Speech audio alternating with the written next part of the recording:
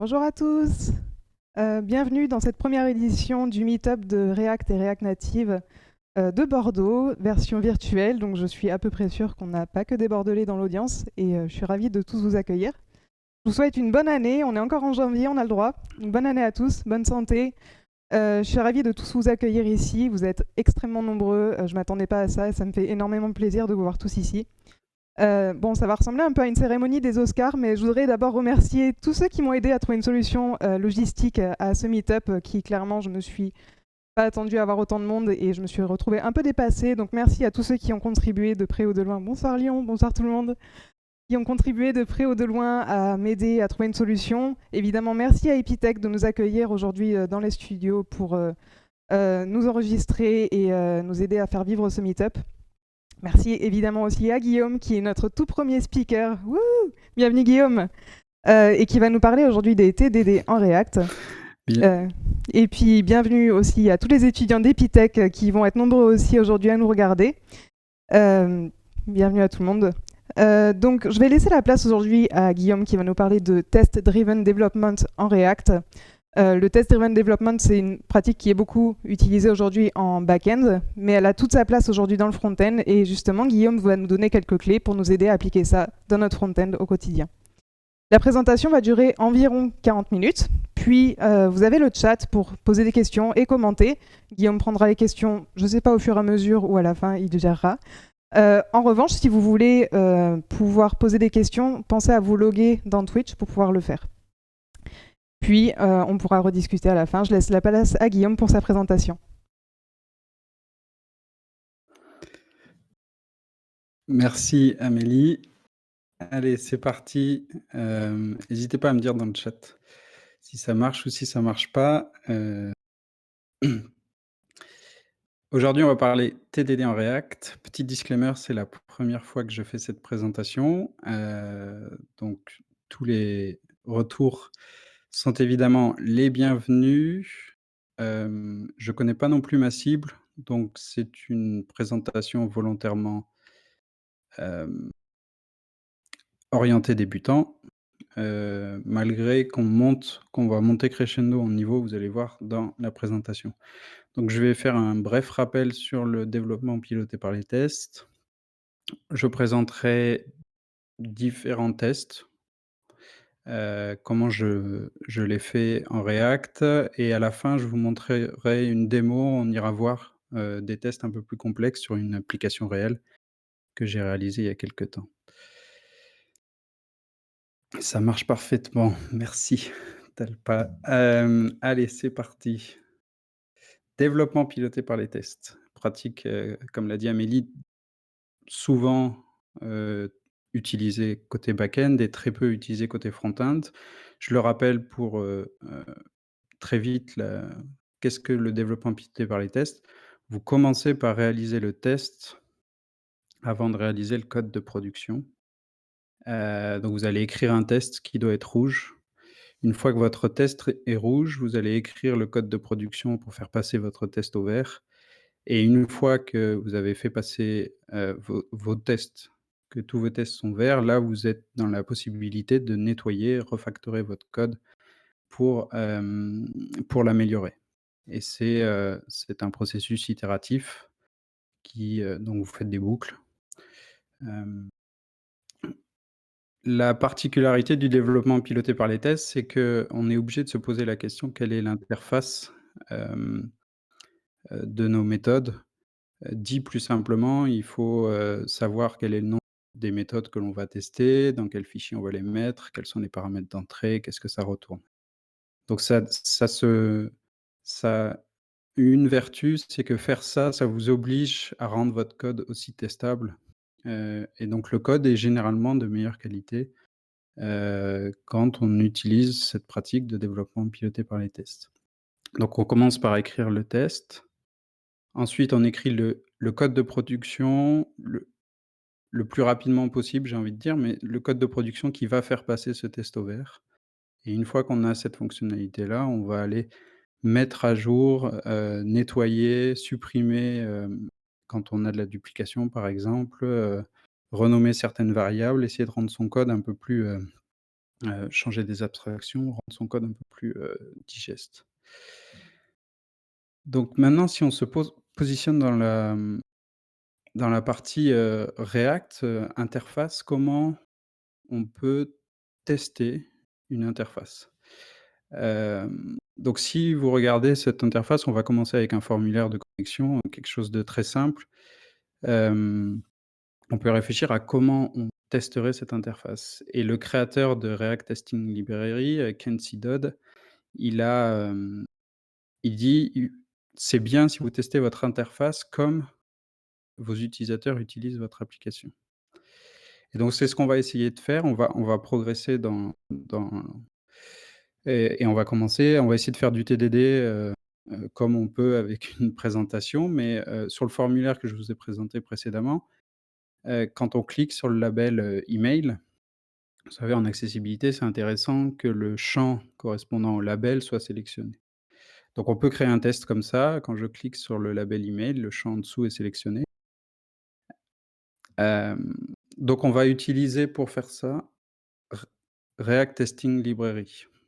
Donc React Testing Library, c'est contrairement à d'autres, frameworks de test que vous connaissez peut-être comme Karma.js ou Cypress, qui ont besoin d'un navigateur, pour rendre le l'arbre, le DOM de votre composant. Là, ça va être fait en Node.js avec un DOM en JS, donc avec JS.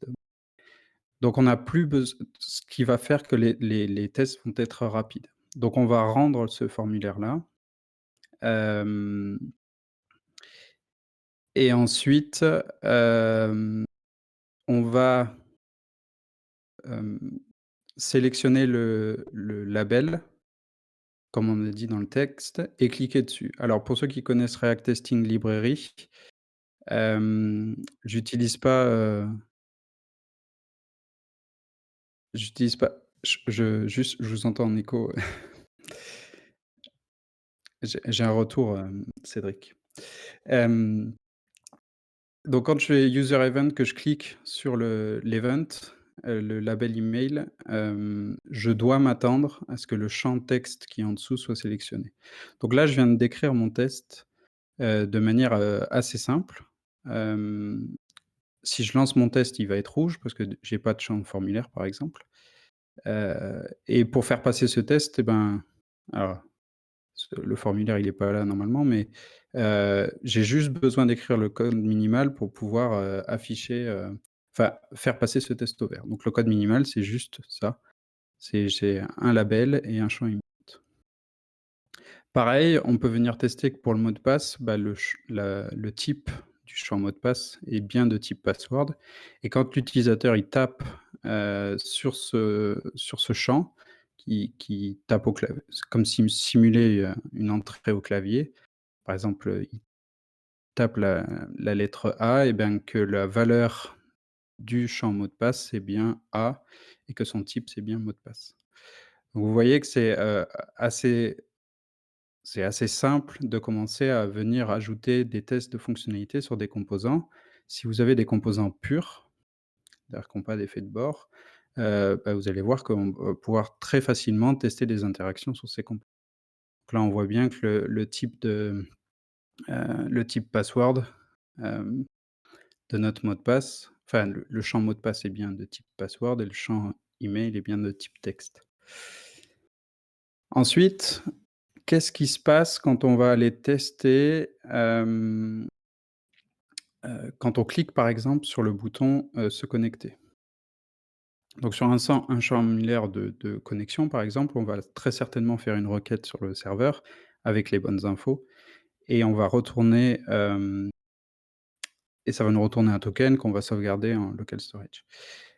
Du coup, on peut se poser la question de: est-ce que c'est la responsabilité du formulaire de faire ça, ou est-ce que c'est plutôt le composant, la page ou le composant qui gère ce formulaire, de faire cette requête-là? J'ai Ça m'arrange quand je fais du développement piloté par les tests de mettre les effets de bord ailleurs que ce composant-là. Donc ce que je vais faire, c'est que je vais plutôt, m'assurer que je vais passer une propriété à mon objet, à mon formulaire, et je vais m'assurer quand j'appuie sur le bouton, «Se connecter», cette méthode est bien appelée une seule fois avec les valeurs, correctes. Hem, donc on fait ce qu'on a fait depuis tout à l'heure, on récupère le champ email, on met le test@exemple.org, on récupère le champ mot de passe, on met le champ mot password, on va aller récupérer le bouton et se connecter en cliquant dessus et là, on va aller juste vérifier que la méthode que l'on a passée en paramètre de notre objet, a bien été appelée une seule fois et avec les bons paramètres. Et le code de production, je vous rappelle, on essaie de faire du TDD, code de production, hem, le code de production qui fait passer ce test au vert, pardon. Alors, montons un peu en difficulté et quid de la navigation? Alors, là, ça va commencer à devenir un peu plus compliqué. Si vous utilisez React Router, par exemple, pour tester la navigation, React Router utilise un objet history pour pouvoir, enregistrer, par quel chemin vous êtes passé, si vous faites précédent pour retourner, avant et cetera et donc ça, bah, si vous utilisez l'history du navigateur, vous n'y avez pas forcément déjà accès et si vous pour tester la navigation, ça devient assez, compliqué. Donc l'idée, c'est que pour le test, on va injecter un history qui est spécialement fait pour le test, qui est un history en mémoire que l'on va pouvoir manipuler et on va, dans le code de production, utiliser un autre, on va laisser Recruiter utiliser l'history du navigateur. Alors là, vous voyez un truc qui est assez intéressant, c'est que Router, il est à l'extérieur de mon app. Souvent, quand on voit des tutoriaux de Recruiter, par exemple, on voit ce routeur, qui encapsule, la navigation et les routes, mais directement dans app. Si vous faites ça, vous allez avoir du mal à tester votre application. Donc pour arriver à tester correctement, facilement son application, il faut sortir le routeur et de manière générale tous les providers, on verra pour les providers Redux, les providers, de traduction, les mettre plutôt dans l'index et d'avoir un app qui est un peu, plus bête, mais comme ça, on va pouvoir aller alimenter nos providers dans nos tests avec des versions, qui sont faites pour le test. Donc des versions en mémoire, des versions, un peu plus bêtes où l'implémentation elle est un peu naïve. Donc là, history, c'est create memory history, sur un routeur de, React Router DOM et donc ce que je vais faire, c'est que je vais rendre mon application avec cette history et je vais m'assurer que quand je rends l'application, de manière générale, le le chemin, c'est bien slash et ensuite, bah, si je clique sur, se connecter, sur le bouton se connecter, bah, je m'attends à ce que la route soit slash login et puis ainsi de suite. Si je clique sur créer mon compte, c'est register et si je reclique sur accueil, c'est, le slash. Donc là, on voit qu'on est dans la capacité de faire des tests fonctionnels que vous faites peut-être quand vous utilisez Cypress, et on le verra tout à l'heure, c'est ultra rapide. On n'a plus besoin de monter un navigateur, ce qui fait que les installations de vos modules npm, par exemple, sont assez rapides aussi puisqu'on n'a pas besoin d'un browser headless, d'installer Firefox et cetera.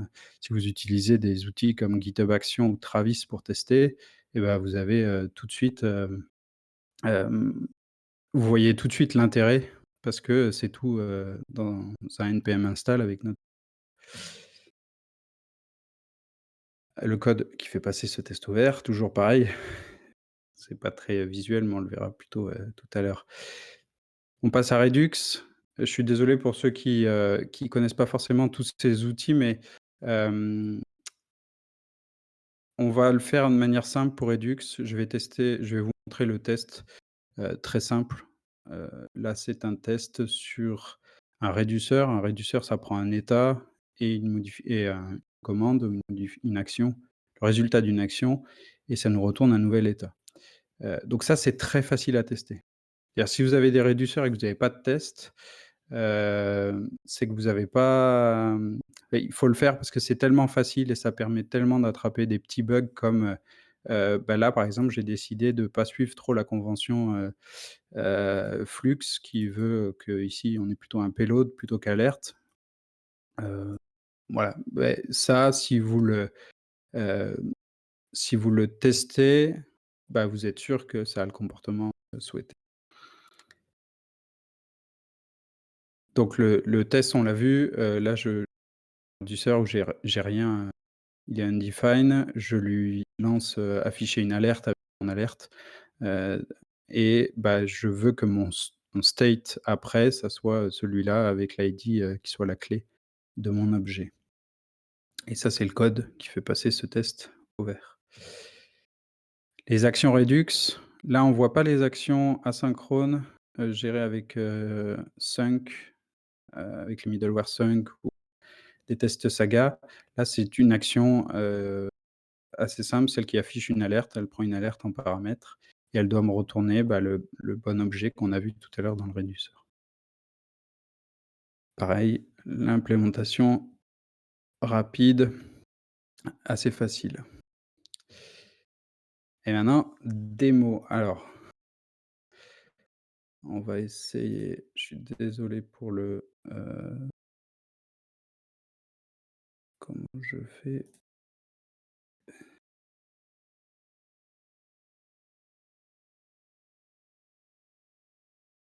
Hop là, donc là, j'espère qu'on VS Code, ça devrait le faire. Donc pour ceux qui me connaissent, je suis le créateur d'un logiciel open source et gratuit de gestion de mots de passe, qui est réalisé en Vue.js et il y a quelque temps, j'ai décidé de m'entraîner en pratiquant le développement piloté par les tests from scratch. Je voulais m'entraîner aussi à faire du TypeScript, donc j'ai essayé de pousser à l'extrême, c'est-à-dire de faire, de commencer, faire du développement complètement piloté par les tests. Vous allez voir, je trouve assez intéressant. J'ai développé sans jamais regarder l'interface. D'accord? Je utilisais soit VS Code, soit mon terminal. Hem, donc je vais lancer petit terminal, je vais mettre en plein écran. Donc là, ce que je vais faire, c'est lancer les tests, en mode watch et en mode verbose. Hem, donc il y a plein de tests différents. On va faire le tour de quelques-uns que je trouve intéressants, que j'ai isolés. Alors là, je sais pas s'il me les a tous lancés. Non, il me les a pas tous lancés. Donc il y a des tests fonctionnels. Hem, voilà, donc les tests qui prennent le plus de temps sont les tests, fonctionnels d'application. Hem et je vais vous montrer quelques tests que je trouve, intéressants. Tout à l'heure, on a vu, hem, pour React Router qu'on avait l'history, dans les paramètres, qu'on injectait. Bah, là, je fais pareil avec le store. Vous savez, souvent, on a, authentification, par exemple, on sauvegarde le token d'authentification dans le local storage. Comme ça, la personne, quand elle rafraîchit sa page, elle a, elle a pas à se re-authentifier. Donc on récupère le token dans le local storage. Bah, si on veut rendre son code testable, il faut peut-être sortir ce store, sortir cet objet local storage et le mettre, à l'extérieur. Soit l'injecter directement dans l'application, comme je fais là, vous voyez app store store, soit, le mettre dans un provider, heu, qui serait un provider de local storage que l'on pourrait, pour lequel on pourrait manipuler, les tests. Donc quand on va arriver sur la page de mon application, c'est une application de gestion de mot de passe, je demande le mot de passe maître et j'ai une petite, icône pour sauvegarder ce mot de passe maître en local storage. Voilà ce qui se passe. J'instancie un fake local storage, donc un local storage en mémoire. Hem, je m'assure que le champ master password dans le local storage n'est pas égal à ithunter. Je prends mon champ master password, je vais aller lui changer sa et taper sur, entrée pour soumettre le formulaire et après je m'assure que, le master password hem, il est à la bonne valeur qui était ithunter que j'ai entré dans le champ de texte. Donc là, on peut décrire des usages qui sont, là, je peux écrire mon application sans jamais regarder mon interface et vraiment, c'est ce que j'ai fait sur cette application, parce que je voulais voir si on pouvait arriver à développer complètement une application sans jamais, regarder l'interface. Alors vous allez voir, elle est pas très belle parce que j'ai pas développé, volontairement. Hem, il y a un autre test que je vais vous montrer qui me semble intéressant, c'est, des tests fonctionnels, par exemple, si vous changez la langue de votre application. Donc j'ai une page settings, hem, donc là, je m'assure que sur l'écran, je n'ai pas, le champ «Se connecter» parce que par défaut, l'application est en anglais. Je vais me rendre sur la page, de settings. Je vais cliquer sur le petit label FR qui va me mettre mon application en FR et là, je veux que dans mon menu, par exemple, j'ai bien «Se connecter» à la place de «Sign in» et si je reclique sur, anglais, j'aurai l'application, Sign in. Donc je vous montrerai juste après à quoi ça ressemble. Je trouve ça assez intéressant. Si on monte un peu en niveau, il y a un test qui me semble intéressant, c'est si on parle de requêtes asynchrones. Donc par exemple là, quand, l'utilisateur est connecté, je vais aller lui chercher, des mots de passe sur, la base de données. Donc pour faire ça, je fais une requête sur l'espace.com API/password et ça me retourne, les résultats. Donc si je fais un test qui veut tester ça, si j'ai une action au sens Redux qui me fait une requête et qui me retourne cette valeur, je peux pas dans mon test, tester ça. C'est un effet de bord qu'il faut que j'arrive à attraper et à mettre de côté ou on appelle ça moquer, et donc si on regarde les tests d'API de cette action, j'utilise Jest et dans Jest, j'ai la possibilité de moquer des services. Donc là, je moque mon service API que je vous ai montré juste avant et je lui dis, bah, quand il y a get password, tu me retournes une promesse avec ce résultat-là. Donc là, dans le test, il ne va plus aller faire de vrais appels. Hem, on a fait un mock de l'appel et il va me retourner du coup cet objet-là et ben, quand je dispatche mon action get password, je m'attends à avoir que get password a démarré, donc la requête a démarré. Ça, c'est si vous voulez afficher un petit loader ou quelque chose comme ça et que j'ai bien un get password success avec la bonne réponse, cette réponse-là qui a été déclenchée. OK? Hem, si vous utilisez Redux Toolkit, c'est hem, la façon que Redux essaye de mettre en avant pour, pallier aux problèmes, à tout le code qu'on devait écrire quand on écrivait, du Redux. Bah, vous avez ce qu'on appelle des slices maintenant. C'est une version, un peu all-in-one dans lequel vous avez du et vos actions. Bah, voilà comment ça marche. On l'a vu à peu près tout à l'heure, mais j'ai mon état initial et j'ai mon action. Donc la connexion qui a démarré et ben je m'assure que, je suis pas authentifié, mais que j'ai bien le loading qui est en train de, que ma mon application est en train de charger et que j'ai pas d'erreur. Si je me suis connecté en succès, bah, je vais me retourner, hem, le payload et si, heu, donc là, si, donc je suis plus en train de charger et j'ai pas d'erreur. Par contre, si je retourne une erreur failure lors de ma connexion, et ben, je vais m'assurer que, ben, une erreur est bien présente ici. Donc ça, c'est aussi une manière de pouvoir tester, au slice si vous utilisez Redux Toolkit et le dernier que je vais vous montrer, hem, il y a plein de fois où on a un peu d'algorithmie à faire et cetera. Ça, c'est pareil, vous avez pas le droit de ne pas le tester parce que c'est très facile à tester. Donc là, ce sont des fonctions toutes vos fonctions pures, toutes vos fonctions algorithmiques qui prennent, des paramètres très clairs en entrée et qui vous redonnent des paramètres, en sortie. Ça, il faut les tester, donc vous voyez, vous rajoutez juste un petit fichier test si vous utilisez Create React App, et après vos tests, ils sont lancés, directement. Je vais essayer de repasser sur,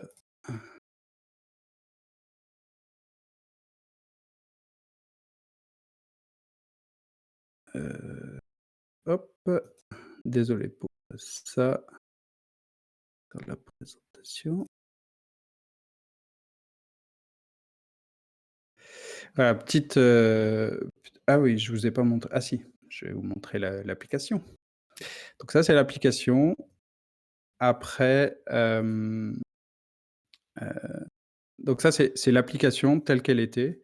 Une fois que j'ai fait mon développement piloté par les tests, il y avait 62 tests là. Hem, C'était, réalisation d'une traite, donc sans jamais regarder pour voir où ça en est. Donc tout à l'heure, on a vu, que alors là, j'étais en local storage, il a récupéré mon option, mais tout à l'heure, on a vu quand on cliquait sur option et qu'on cliquait sur EN ou FR, bah, on changeait la langue. Donc là, vous avez bien cette fonctionnalité qui a été testée. Il y avait d'autres fonctionnalités comme si je mets ici, mon master password et que je clique j'ai bien keep master password et ben, il le sauvegarde en local storage. Donc je l'ai bien ici dans mon local storage, le master password que je viens de taper, plus les settings. Donc tout ça, c'est testé. Si je rafraîchis ma page, ça, c'est testé. Il y a pas de, vous voyez, on revient pas sur la première page. Si on clique sur le bouton lock, on revient, et cetera. Donc, toute la partie, connexion avec les formulaires de connexion qui étaient, testés comme je l'ai présenté. Voilà. Hem, Petite, conclusion, on fera peut-être les questions, après. J'ai pas regardé du tout les questions dans le chat, Amélie. J'espère que tu pourras m'aider. La conclusion, commencer simplement avec des composants, purs. C'est, si vous avez des composants, qui ont des petits toggles, des petits, switch, si vous avez des petits formulaires, n'hésitez pas à commencer à rajouter, des tests. Moi, il y a quelque chose que j'aime bien, c'est rajouter des tests de non-régression. Si vous avez des comportements qui sont pas souhaités, bah, commencez à introduire quelques tests de non-régression. C'est le bon moyen, si vous avez du code legacy qui n'est pas testé, pour l'ajouter. Hem, il faut injecter ou moquer les dépendances à tous vos effets de bord, à tous vos services ou effets de bord. Hem, Vous n'avez pas trop le choix. Donc ça, c'est la partie rendre son code testable. Donc si vous commencez par faire du TDD, c'est plus facile que si vous récupérez un code legacy, sans test. Parce que votre code, il va être plus difficilement testable parce qu'il n'a pas été pensé pour tester. C'est aussi pour ça que faire du TDD, dès le début, c'est assez pratique. Mais, même si vous travaillez sur du code legacy, hem, ça marche. Moi, je travaille sur un code, il y avait peu ou pas de tests, unitaires, quelques tests end-to-end avec Cypress. Hem Et maintenant, il y a plein de tests unitaires et j'arrive à faire du développement piloté par les tests et je continue d'ajouter des tests de non-régression à chaque fois que je découvre. Et écrivez vos tests sur les interfaces en vous rapprochant, de comment vos utilisateurs utilisent l'application. C'est, heu, si vous testez des éléments de votre application comme l'algorithme et cetera, hem, qui n'ont pas, qui sont pas liés à l'interface, bah, c'est comme si vous faisiez du TDD ou des tests automatisés côté back-end. Ça change pas. Par contre, quand vous testez des composants, bah, vous pouvez utiliser, React Testing Library, pour, tester votre application. Quelques liens, je partagerai la presse sur le meet-up, heu et certainement, sur le tweet de l'Epitech, je répondrai avec le lien. Je vais mettre tout ça. Il y aura le code que je vous ai présenté, tout le code qui a été développé en TDD, qui est en vrai sur Create React App, qui est dans la presse et la presse. Tout ça sera sur mon GitHub certainement. Et un gros merci à Amélie, à Cédric et à l'Epitech. Hem, voilà, il y a pas mal de boulot derrière, surtout pour la presse. Super cool, setup et cetera. Merci Cédric. Merci Amélie. Et c'est tout. Merci Guillaume. Je crois qu'on a quelques questions dans le chat. Je les ai un peu perdues sur mon téléphone, mais il y en avait une notamment sur le CSS, donc quid du TDD pour du CSS? Tester les interfaces et alors, j'ai la chance chez Red Hat de travailler avec une équipe qui s'appelle Patternfly, qui fait le framework CSS Patternfly et ils testent, certaines propriétés, CSS, avec des snapshots. Donc ils s'assurent que le composant a pas changé, et que le CSS est toujours donc ils ont le CSS d'un côté, hem et ils ont le composant React qui est généré de l'autre côté et ils génèrent un snapshot pour s'assurer que le composant il bouge pas. Alors ça, moi je trouve le concept, hem, quand on en est là, à mon avis, c'est déjà un haut niveau parce que, si votre application change souvent, vous allez tout le temps changer vos snapshots et le comportement que j'ai vu, c'est souvent, il y a un comportement dans Jest pour générer tous les snapshots et faire passer tous les tests au vert. Généralement, c'est ce qui se passe et donc c'est pas facilement testable, mais par chance, comme on fait du JSX, le CSS sont des propriétés JavaScript, sont des objets, donc on peut avoir des tests comme ça qui, encapsulent le propriété CSS de composants. Est-ce qu'il y a d'autres questions dans le chat que les gens voudraient poser, que j'ai raté? Alors le code que j'utilise pour les slides et rendre les slides interactifs. Alors là, j'utilise, MDXDeck et je crois que ça s'appelle CodeSurfer, le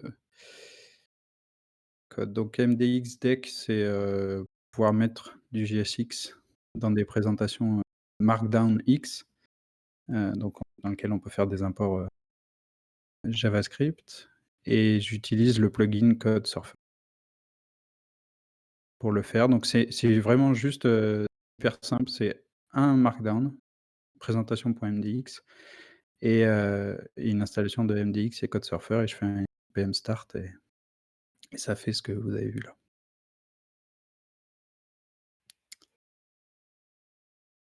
Y a-t-il des moyens de tester les interfaces vues par un screen Heu, bonne question. Je crois pas. Il y a des outils, d'analyse syntaxique pour l'accessibilité. Hem, il y a des outils, hem, de d'analyse a posteriori, c'est-à-dire qu'on regarde l'interface, on va aller, calculer les valeurs, par exemple, sur les des contrastes, sur des couleurs, sur les boutons, par exemple et ça peut nous donner des notes. Hem, donc je les ai pas en tête, mais il y a des plugins Babel, que l'on peut ajouter, ou des plugins ESLint aussi, liés explicitement à l'accessibilité qui permettent d'amener soit des warnings, soit, un une ceinture et bretelles en plus sur, l'accessibilité. Par contre, naturellement, si vous utilisez React Testing Library, vous allez avoir naturellement heu, une interface qui est plus intéressante du point de vue accessibilité. Alors là, on l'a vu, c'est le React Testing Library que j'ai utilisé sur ma refonte de l'espace. C'est quelque chose que j'ai utilisé au tout début, c'était pour apprendre vraiment et pousser à son maximum, mon apprentissage. Vous avez vu il y a plein de get by, data ID par exemple. Donc ça, c'est la dernière couche qui est recommandée. C'est-à-dire si vous allez sur React Testing Library, il va vous dire, testez plutôt en utilisant get by role. Donc on l'a vu dans l'exemple que j'ai présenté, get by role, text area, nav, bouton et tout ça, ce sont des outils qui sont utilisés par les screen readers pour pouvoir aider les interfaces à être meilleures d'un point de vue accessibilité. Donc si vous suivez les bonnes pratiques, si vous utilisez plutôt les get by role, get by label, text et cetera, hem, votre application va être, de toute façon un peu plus accessible. Alors j'ai eu plein vu passer plein de trucs.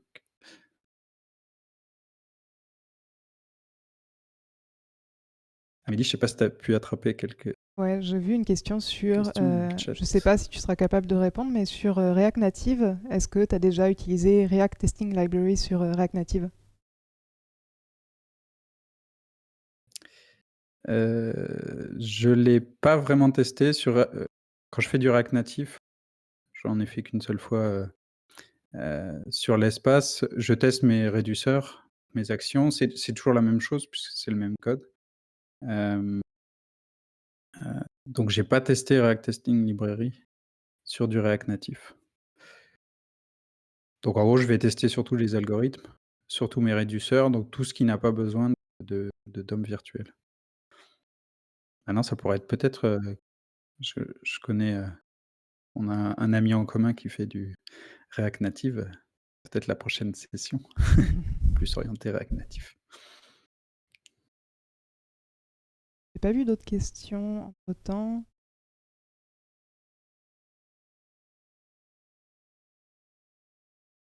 Et est-ce que dernier appel, est-ce qu'il y a d'autres questions dans le chat avant qu'on wrap up? Ouais, il y avait des questions sur la gestion de formulaire avec les change, submit, click et cetera. Hem, il y a, quand vous utilisez, React Testing Library tout à l'heure, je ne sais pas si on l'a vu, j'ai utilisé User Event, Fire Event. Fire Event est le ce qui nous permet de faire des clics, mais qui a pas de propagation d'événements. Ce qui fait que si vous voulez tester de manière un peu plus réelle, qui se rapproche un peu plus de l'utilisation que va avoir un vrai utilisateur sur votre navigateur, vaut mieux plutôt essayer d'utiliser User Event. Alors ça fait que vos tests sont un peu plus lents, mais vous pouvez tester des événements comme la propagation, du focus lorsqu'on clique sur un champ label. Ça, si vous le faites avec Fire Event, ça va pas marcher. Il va falloir le faire avec User Event pour que, l'ensemble des events qui apparaissent une fois que l'utilisateur a cliqué sur le label, soient bien propagés et interprétés par, heu, avec React Testing Library. Vous pouvez aussi, tout à l'heure on l'a vu, on peut, utiliser Submit pour soumettre un formulaire. Vous pouvez utiliser simuler des clics sur, une touche spécifique, avec le type, avec des K-codes. Vous pouvez aussi simuler, des mouvements comme, on blur, comme, si vous voulez tester, par exemple du debounce, hem, sur un champ texte, vous pouvez aussi, utiliser certaines propriétés sur React Testing. Donc je suis pas allé jusque-là parce que je pense que, il faudrait que je monte plus en compétence sur React Testing Library, mais on fait des trucs, assez compliqués. Les seules difficultés que j'ai vraiment rencontrées quand j'ai testing library, c'est plutôt sur des composants un peu, particuliers comme les select, comme des datetime pickers. Hem, tous ont pas le niveau d'accessibilité qui permet de faire des bons clics au bon endroit et donc souvent pour changer la date, par exemple, on va pas utiliser, un clic sur une datetime picker, on va plutôt insérer dans le champ input correspondant à la date, heu, souhaitée. Donc voilà, c'est toujours, il y a toujours un trade-off à utiliser quand on utilise React Testing Library. J'ai vu une question passer sur, est-ce que tu aurais des tips pour raccourcir le temps des tests sur les pipelines de CI/CD? Pour raccourcir Le temps c'est un petit d'exécution peu des coupé, tests. raccourcir les tests sur une pipeline de CI/CD? Raccourcir le temps d'exécution des tests, puisque avec cette technique, tu vas quand même finir par en écrire beaucoup. Est-ce que tu as des tips à donner sur le fait de raccourcir justement les temps d'exécution des tests sur une pipeline? Heu, avoir plus de tests unitaires. Non, les tests sont hyper rapides, enfin je veux dire, une pipeline, vous allez très certainement passer plus de temps à installer toutes les dépendances qu'à lancer vos tests. Là, on a vu, il y a 62 tests, ça fait 5 secondes. Heu, j'ai d'autres applications, rien que le fait de lancer Cypress et d'attendre que le serveur, monte, ça prend plus que 5 secondes. Donc, vous allez surtout gagner, pour vos pipelines de tests. Si vraiment vous avez besoin de gagner du temps, c'est plutôt sur le cache qu'il faut gérer, sur la gestion des artefacts, la réutilisation des npm install, hem, que vous allez gagner du temps plutôt que sur l'écriture des tests. La particularité React Testing Library, on se rapproche du vrai test unitaire. La durée des tests est relativement courte, donc c'est pas du test, heu, le plus rapide, mais ça reste beaucoup plus rapide que du Cypress et donc vous allez déjà gagner à passer à ça. Passer de Cypress à du React Testing Library, vous allez déjà gagner en vitesse, de développement.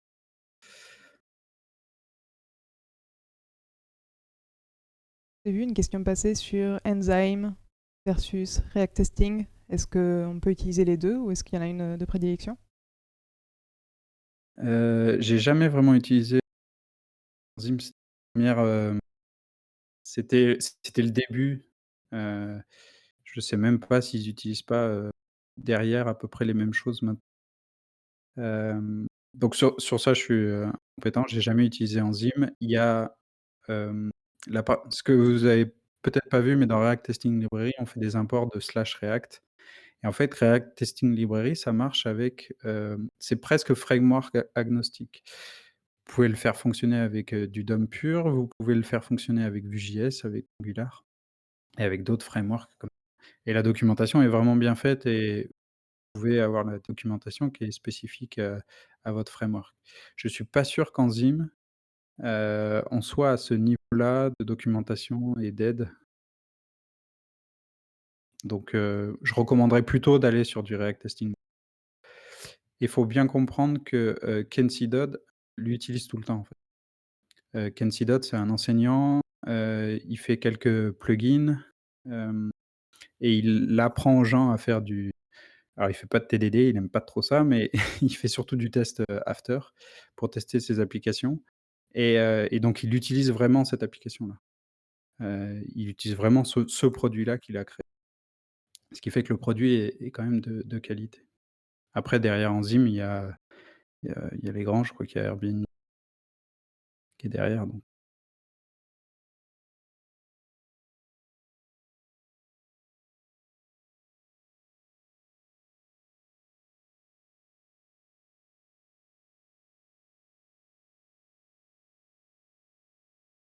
Et est-ce qu'il y a des questions que j'ai ratées? Je vois Guillaume dans le chat.